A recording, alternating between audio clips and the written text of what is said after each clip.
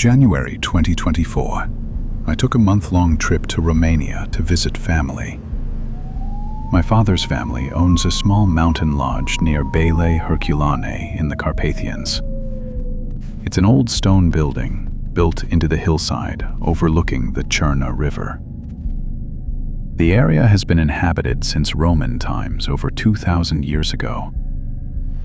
My father told me that when they renovated the lodge in the 90s, workers found ancient stone foundations and carved pillars buried beneath the property. Archaeologists confirmed it was the remains of a Roman temple from the 3rd century. I hadn't been back to the lodge in almost 16 years. Part of me wanted to reconnect with that place, to remember what it felt like. But honestly, I also wanted to explore the forest below the property. My father's story about those Roman ruins had stayed with me all these years. I wanted to see if there were more traces of that ancient temple hidden in the woods. I flew into Timișoara and rented a car at the airport. The drive to Bele Herculane should have taken 90 minutes, but it was snowing hard. The mountain roads were nearly invisible under the snow, and traffic crawled. It took me almost 4 hours to reach the lodge. By the time I arrived, it was past 9 at night. The lodge was completely dark when I pulled up. January is off-season in this part of Romania, so there are no tourists. My family doesn't staff the lodge during winter months because nobody comes. I unlocked the front door with the key my father had given me. The silence inside was immediate and heavy, like the building was holding its breath. I found myself completely alone in this 3-story stone structure in the mountains. The feeling was unsettling, being the only living person in such an isolated place. I grabbed my bags and chose a room on the 2nd floor. The heating system was working, but the radiators clanked and groaned all night. I barely slept, listening to those sounds echoing through the empty hallways. The next morning, I decided to hike into the forest below the lodge. I wanted to find any remaining traces of those Roman ruins my father mentioned. The snow was deep, almost up to my knees in some places. Walking downhill through that terrain was exhausting, every step sinking into powder. I had been hiking for about an hour when I realized something was wrong. I couldn't see the lodge anymore. Couldn't see any landmarks I recognized. My phone had no signal at all, just the emergency call option blinking. I was surrounded by dense forest on all sides. No paths, no clearings. Directly ahead of me was a steep hill, its sides covered in bare trees. I thought if I could climb to the top, I might see something familiar. The climb was brutal. The slope was much steeper than it looked from below. Rocks and roots made every step unstable, and the snow made everything slippery. About halfway up, I noticed something off to my left through the trees. It looked like the remnants of an old path, barely visible under the snow. I changed direction and pushed through the underbrush toward it. It was definitely a path carved into the hillside, leading up toward the summit. The path was overgrown with dead branches and fallen logs blocking sections of it. But someone had made this path a long time ago, and it was heading upward. I followed it for maybe 10 minutes, clearing branches as I went. Then, suddenly, the path just stopped, like it had been cut off or abandoned. I stood there, confused, looking around for where it might continue. That's when I noticed something strange about the hillside above me. There was a dark gap in the slope, hidden behind thick, dead vegetation. It was maybe 15 feet above where the path ended, partially concealed by branches. I climbed up carefully, pulling myself up using exposed roots and rocks. When I got close enough, I realized it was the entrance to a cave. The opening was narrow, but tall enough for me to squeeze through if I ducked. Mud and snow had washed into the entrance, but it was passable. I pulled out my flashlight and shined it into the darkness ahead. I could see a small chamber directly in front of me, maybe 10 feet deep. There was another opening on the left side, leading deeper into the hill. I hesitated for a moment, then decided to go inside. The moment I stepped into that cave, a smell hit me hard. It wasn't like anything I'd encountered before in nature, not like decay or mold. The closest thing I can compare it to is the smell of the reptile house at a zoo. That thick, musky animal scent that makes the air feel heavy in your lungs. The first chamber was small and empty, except for one thing. In the exact center of the floor was a large, rectangular stone block. It looked deliberately placed, like an altar or marker of some kind. The stone had shallow carvings on it, almost worn away by time. I moved past it toward the opening on the left side of the chamber. The passage was narrow, forcing me to turn sideways to squeeze through. On the other side, I found myself in a much larger chamber. My flashlight beam barely reached the far wall. The space was that big. There were 2 other tunnel openings leading off from this main chamber. Both tunnels disappeared into complete darkness beyond my flashlight's reach. But what caught my attention was another stone block on the far side. This one was different. It looked hollow, like a stone coffin or sarcophagus. I walked closer, my footsteps echoing off the stone walls around me. As I approached, I could see inside the hollow block clearly. There were human bones inside, a partial skeleton lying in the stone basin. The bones were old, darkened with age, but unmistakably human remains. Arranged around the bones were objects, artifacts that shouldn't be here. There was a long piece of corroded metal, maybe 3 feet long, and scattered around it were dozens of old bronze coins with square holes in their centers. I just stood there, frozen, trying to process what I was looking at. This had to be some kind of burial chamber, probably Roman based on the location. Without thinking, I reached down and picked up one of the coins. I don't know why I did it, just instinct. Curiosity getting the better of me.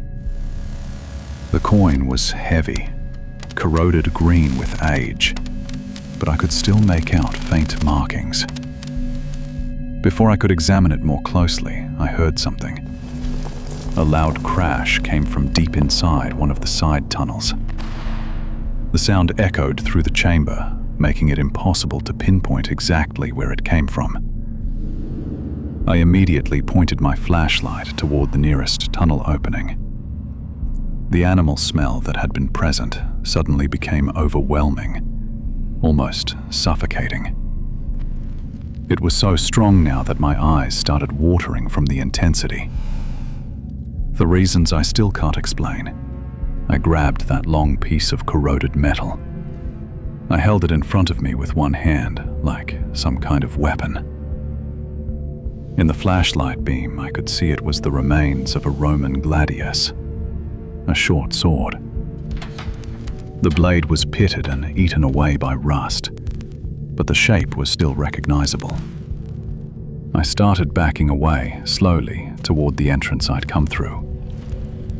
Then the smell changed. Now there was something else mixed in with that animal stench. I could smell smoke, like something was burning deep inside those tunnels. But it wasn't wood smoke. It was something else. Something acrid and wrong. That's when I heard the sound that made my blood run cold. A rhythmic thumping was coming from somewhere deep in the tunnel system. It sounded like someone beating a drum, slow and deliberate, each beat perfectly spaced. Thump, thump, thump, getting louder with each repetition. That's when every rational thought left my mind and pure panic took over. I turned and ran toward the entrance chamber as fast as I could. The thumping sound followed me, growing louder, more insistent, more present.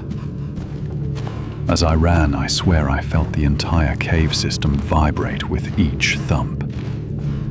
The walls themselves seemed to be pulsing in rhythm with that drumbeat. I burst through the narrow passage back into the first chamber.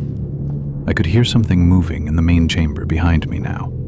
Not footsteps exactly, but something heavy dragging across the stone floor. I didn't look back. I just ran for the entrance opening. I threw myself through the cave mouth and tumbled down the snowy slope outside. I dropped the sword somewhere in the snow, but I didn't stop to look for it. I just kept running downhill, crashing through dead branches and thorny bushes. The snow grabbed at my boots with every step, but adrenaline kept me moving. I ran until my lungs burned and my legs felt like they would give out. Eventually, I heard something that sounded like civilization, a car engine in the distance. I changed direction, running toward that sound like it was a lifeline. I broke through the tree line and found myself stumbling onto a paved road. I collapsed on the shoulder, gasping for air, my whole body shaking. A car approached a few minutes later, and I waved my arms frantically to flag it down. The driver slowed down, but looked hesitant to stop for someone in my condition. I must have looked insane, covered in mud and snow, gasping and wild-eyed. But he saw how distressed I was and finally pulled over. He rolled down his window, but didn't unlock the doors right away. I tried to explain in my broken Romanian that I was lost and needed help. After a moment, he unlocked the passenger door and let me in. We drove in mostly silence, though I managed to ask him about my location. He told me I was about 7 kilometers from Bele Herculeni, on the opposite side of town from my lodge. I had somehow hiked in a complete circle through the mountains without realizing it. When we reached the lodge, I thanked him repeatedly and went straight inside. I didn't even take off my wet clothes. I just started throwing everything into my bag. My hands were shaking so badly I could barely zip the bag closed. The thought of spending another night alone in that lodge terrified me.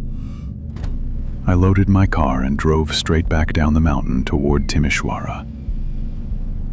The sun was already setting by the time I reached the city. I checked into a hotel near the airport and didn't leave the room for 2 days. I kept telling myself it was just panic, just my imagination running wild in that cave. But I couldn't shake the memory of that smell, that sound, that vibration. I flew home early, cutting my trip short by 3 weeks. I told my father I had gotten sick and needed to come back. He seemed concerned, but didn't push me for details about what happened. I tried to put the whole experience out of my mind and move on with my life. Then in March, 2 months later, I got a text message from my father. The lodge was open again for the spring season, and staff had returned to work. Someone had broken into the building sometime during the winter months. They had smashed through one of the first-floor windows to get inside. The strange thing was, nothing appeared to be stolen or damaged inside.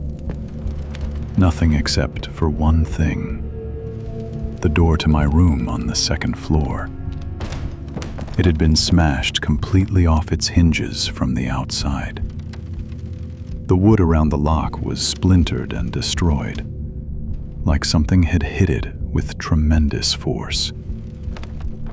Staff said it looked like someone had struck it repeatedly with a heavy metal object. Deep dents in the wood showed the shape of something blunt and round. My father asked if I had any idea who might have done it or why. I told him I had no idea, that it was probably just vandals. But I knew, deep in my gut, that it wasn't vandals. Something had come looking for me at that lodge after I left. Something had come out of those mountains and found where I'd been staying. I think about that coin I took from the burial chamber, the one I'd picked up without thinking. I had left it in my coat pocket when I packed up and fled the lodge. That coat was still hanging in the room when I left. I'd forgotten it in my panic. Whatever was in that cave, I think I took something that didn't belong to me, and I think it came to get it back. I haven't been back to Romania since then, and I don't plan to return. My father keeps asking when I'll visit again, but I always make excuses. I can't tell him the truth about what happened in that cave. He wouldn't believe me anyway, and I'm not sure I'd believe me either. But I know what I heard in that darkness, and I know what I felt. And I know that door didn't smash itself open in an empty lodge in the middle of winter. Some places should stay buried and forgotten, left alone in the mountains. And some things should never be disturbed, no matter how curious you are. I learned that lesson in the Carpathian Mountains, and I'll never forget it.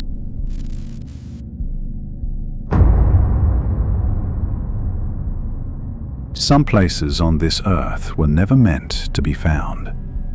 Tonight I'm sharing a true story from the winter of 2019, deep in the forests of northern Montana, where silence becomes suffocating and deadly. This is my story. My name is Sarah Mitchell, and I'm a wildlife photographer. I learned that isolation isn't peaceful. It's the hunting ground for something worse. What you're about to hear happened to me over 5 nights in December. I've never spoken publicly about this until now, but the nightmares won't stop. I had been planning this trip for months, a solo expedition into Glacier National Park. My goal was to capture the winter wolves in their natural habitat, untouched and raw. I drove 6 hours from Missoula, watching civilization disappear in my rearview mirror. With every mile, the world grew quieter, emptier, like I was driving off the edge. The rental cabin was 30 miles from the nearest town, accessible by one dirt road. The kind of road where you don't see another car, where your phone stops searching. I arrived just before sunset on December 14th, the sky already bruising purple. The cabin was old, built in the 70s, with wooden walls that groaned under wind. Windows rattled in their frames like something was testing them from the outside. There was a note on the kitchen table from the owner, handwritten and blunt. Radio in the drawer if you need help. Cell service doesn't exist out here. I unpacked my camera gear as darkness swallowed the forest whole within minutes. Outside, the silence felt wrong, not peaceful, like everything living had fled. Day 2. I spent 8 hours in sub-zero temperatures tracking a wolf pack. The walk back to the cabin took longer than it should have. I kept looking back. When I reached the cabin, my flashlight beam caught something in the snow. Footprints. But they weren't mine. They were larger, deeper, made by someone much heavier than me. And they circled the entire cabin, stopping at every single window like an inspection. Someone had walked the perimeter while I was gone, testing locks, looking through glass. My breath caught as I followed them. They went to every entry point, every vulnerability. The front door was still locked, but that didn't stop my hands from shaking. That night, I slept with my hunting knife open on the nightstand, blade within reach. Night 3. I kept the lights off after sunset, sitting in darkness by the window. The moon was bright enough to cast shadows through the pines, long and distorted. That's when I saw the figure standing at the forest edge, completely motionless. Too far to see details, but the silhouette was human, tall, watching the cabin. For 20 minutes, we stared at each other. I was afraid to blink, to move. Then it took one step backward into the trees and vanished like smoke. I sat frozen for another hour. The tree line stayed empty, but I felt eyes. Around 3 a.m., I heard footsteps crunching through snow outside the cabin walls. Not hurried steps. These were slow, deliberate, measured, like a predator circling prey. They stopped at each window for several seconds. I pictured a face pressed to glass. The footsteps reached the front door. The handle turned slowly, testing the lock. Then harder, more insistent, metal creaking under pressure. Then it stopped. I heard breathing on the other side of the window. Slow, steady, fogging the glass. By dawn, I had decided. I was leaving immediately, abandoning everything. I threw my gear into the car and turned the ignition. Clicking. Nothing. Dead battery. I popped the hood. The battery cables had been disconnected, pulled free deliberately. Someone disabled my car while I sat terrified inside, trapping me out here. I grabbed the emergency radio, cycling through static until I found a voice. The park ranger's tone changed instantly when I explained. "Ma'am, lock everything now. Do not go outside. We're sending rangers. It'll take 2 hours. Stay on the radio." I sat in that cabin with the knife for 2 hours, watching every shadow move. When the rangers arrived, they reconnected my battery and prepared to escort me out. But one ranger walked the perimeter, following something in the snow. His face went pale. Behind the cabin, hidden in thick trees, he found a makeshift camp, a sleeping bag rated for sub-zero temps, food cans, and a small notebook. The notebook contained observations about me, my routine, when I left, when I returned. But worse than the notes were the photographs. Dozens of them taken through the windows. Photos of me unpacking, sleeping, eating dinner, all taken from outside the glass. The ranger's voice shook when he told me they'd been searching for this man for months. A drifter living in these woods, evading authorities, watching people in isolated cabins. The camp was fresh, abandoned only hours before they arrived. He'd heard them coming, but he took time to arrange the photographs first, in chronological order, like a collection. They searched for 3 days with dogs and helicopters. He was never found. His tracks led deeper into the wilderness and disappeared into the mountains. To this day, no one knows where he went or if he found another cabin. I never returned to that place or any place like it. I don't do solo trips anymore.